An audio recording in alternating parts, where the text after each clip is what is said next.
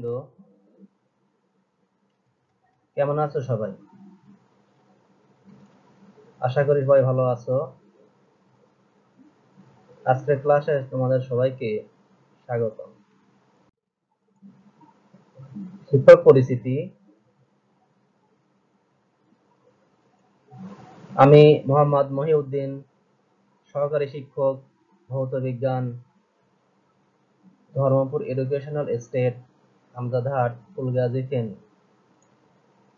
পাঠ পরিচিতি। শ্রেণী নবম দশম, বিষয় রসায়ন, অধ্যায় তৃতীয়। নিচের ছবিগুলো ভালোভাবে পর্যবেক্ষণ করি। তুমি যে ছবি দেখতে পাচ্ছ, কিসের ছবি এটা? বিভিন্ন অলংকারের।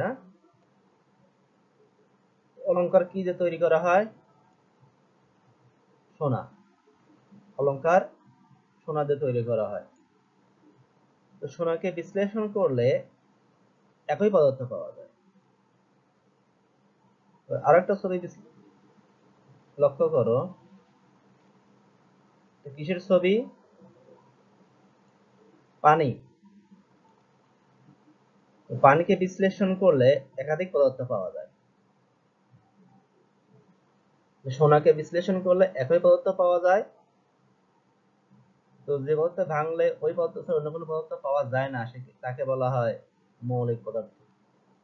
আর পানিকে বিশ্লেষণ করলে একাধিক পদার্থ পাওয়া যায়। তাহলে যে পদার্থকে বিশ্লেষণ করলে একাধিক পদার্থ পাওয়া যায় তাদেরকে বলা হয় যৌগিক পদার্থ। তাহলে আমাদের আজকের আলোচ্য বিষয় মৌলিক ও যৌগিক পদার্থ। শিক্ষণফল।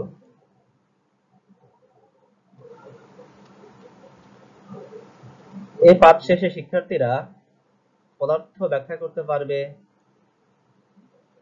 মৌলিক ও যৌগিক পদার্থ ব্যাখ্যা করতে পারবে, অণু ও পরমাণু ব্যাখ্যা করতে পারবে।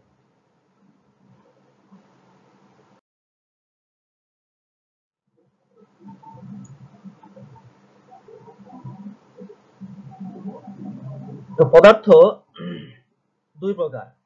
একটা মৌলিক পদার্থ, যাকে বিশ্লেষণ করলে ওই পদার্থ ছাড়া অন্য কোনো পদার্থ পাওয়া যায় না, এর পরমাণুগুলো একই রকম থাকে।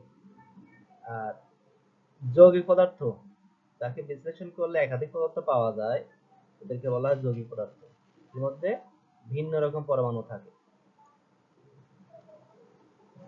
যেমন এই কিসের প্রতীক আমরা জানি? হাইড্রোজেনের প্রতীক। এটা পরমাণু।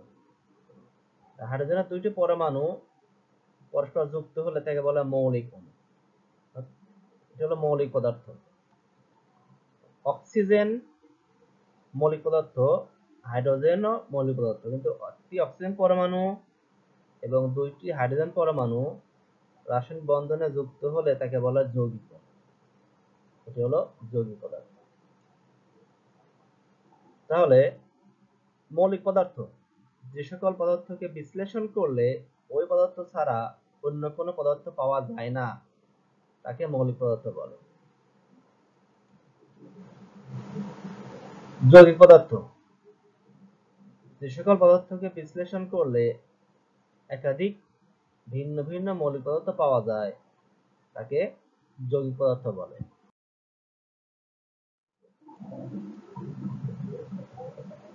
দেখো, আমরা গ্লাসে কি দেখতে পাচ্ছি? পানি। তো পানির মধ্যে অনেকগুলো অণু থাকে। পানির সংকেত H2O। H2 এর মধ্যে দুইটি হাইড্রোজেন পরমাণু এবং একটি অক্সিজেন পরমাণু বিদ্যমান।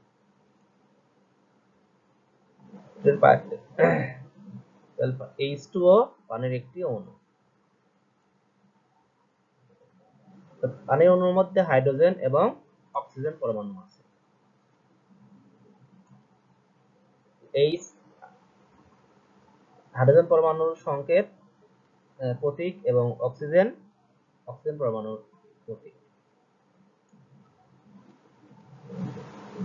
তাহলে পরমাণু কি? দেখো, মৌলিক পদার্থের ক্ষুদ্রতম কণা যার মধ্যে মৌলের ধর্ম ও বৈশিষ্ট্য অক্ষুণ্ণ থাকে তাকে পরমাণু বলে।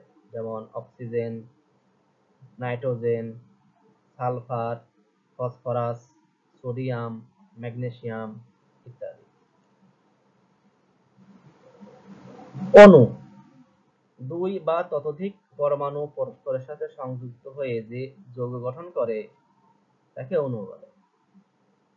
যেমন H2O পানির সংকেত, H2SO4 সালফিউরিক অ্যাসিডের সংকেত, HCl হাইড্রোক্লোরিক অ্যাসিডের সংকেত ইত্যাদি।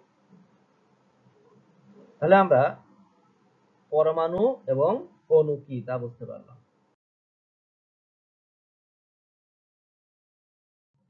তাহলে তোমরা নিজেদের যাচাই করো,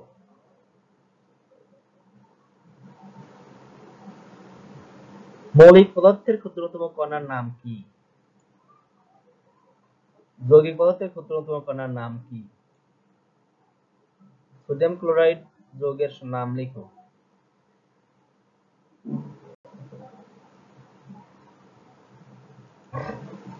অণুকে বিশ্লেষণ করলে একাধিক কি পাওয়া যায়?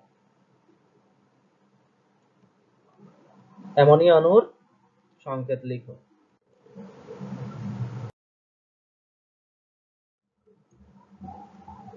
বাড়ির কাজ,